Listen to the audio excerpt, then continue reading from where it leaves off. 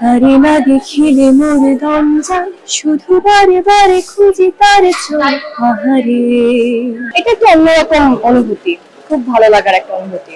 অভিনয়টা আসলে আমি খুব বেছে করতে চাই। অভিনয় আমার হাতে গোনা দুইটা তিনটা কাজ আছে, তো আমি খুব বেছে করতে চাই অভিনয়টা, কারণ আমি যেহেতু গানের মানুষ, গানটা নিয়ে আমার দেখা যাচ্ছে যে কাজটা বেশি হয়, এফোর্টটা বেশি দেওয়া হয়, কিংবা চর্চাটা বেশি হয়। অভিনয় তো আসলে আমার কোনো প্রাতিষ্ঠানিক শিক্ষা বা জ্ঞান যেটা বলেন ওটা নেই। তো আমি সবকিছু কিন্তু আমার সেটে গিয়ে শেখা।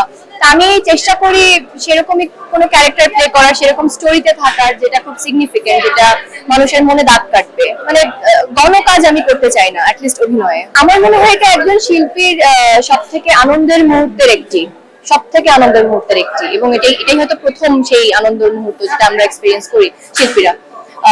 যারা এর আগে প্লেব্যাক করেছেন তাদেরকে যদি জিজ্ঞেস করেন, হয়তো তারা ওই সেম কথাই বলবে আমি যেটা আজকে বলছি, যে প্রথম প্লেব্যাকের অনুভূতিটা কেমন।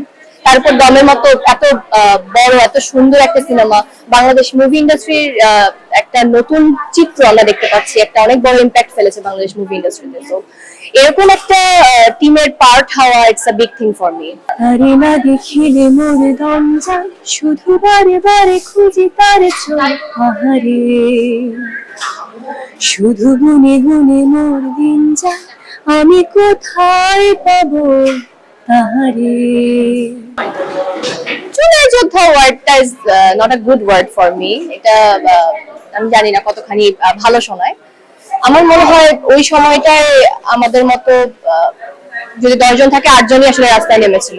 ওই সময়টা এমনই গিয়েছে, মানুষের হাহাকার, মানুষের কষ্ট, মানুষের বেদনা আসলে নিতে পারে নাই অনেকেই। আমার মতো এরকম আরো হাজারটা মানুষ আছে। আমি হয়তো সেখানে ভোকাল হয়েছে, আর 5 জন মানুষ ফিজিক্যালি রাস্তায় নেমেছে। That's it. আমার কাছে মনে হয় না যে এটা খুব বড়াই করার মতো কোনো কিছু। আমি আমার দেশের মানুষকে ভালোবাসি। আমি as an artist, as an influencer, আমার একটা দায়িত্বের মধ্যে ছিল যে সবাইকে একটা ভালো কিছু দেওয়ার, এবং সবার মনে একটা নাড়া দেওয়ার। হ্যাঁ, যে আমাদের সাথে আসলে কি হচ্ছে, এই খারাপ জিনিসটা কেন হচ্ছে আমাদের সাথে, মানুষ কেন মারা যাবে, মানে একটা ছোটখাটো ইস্যুর জন্য কেন মানুষ মারা যাবে। আমার মনে হয় I was a part of it. So July Yudha is not a good word for me.